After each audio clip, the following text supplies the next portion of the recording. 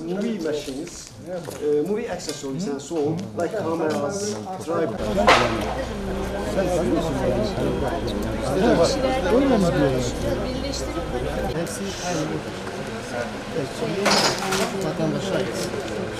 Simple frame, there needs to be some bracing and betrayed its structural essence, has removed the partition walls, which also were bearing walls. So now affect the building's behavior. In that sense it is important. Asıl önemli olan o. Bakın ve buradaki asıl strüktür bizim iskelet gibi hocam. Ameliyat olmuşsunuz gibi. Strüktür elemanı dekoratif bir elemana dönüştürmüşüz. Evet, öyle yapınca binanın aslında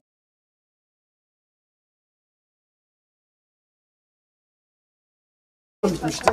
Yıl olarak 2000,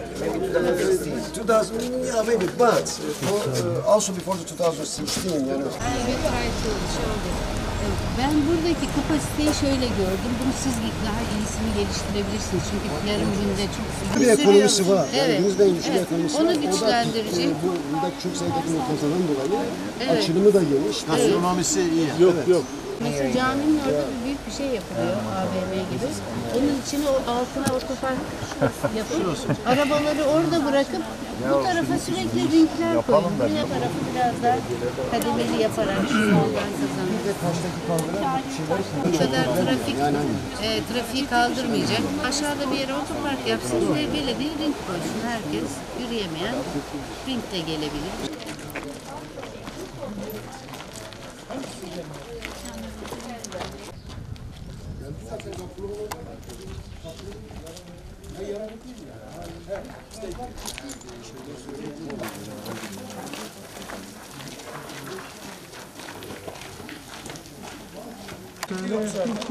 Başka kotu mesela düşüremeyiz. Şöyle bak, meselesi diyorsunuz ya. Bu sadece işte arada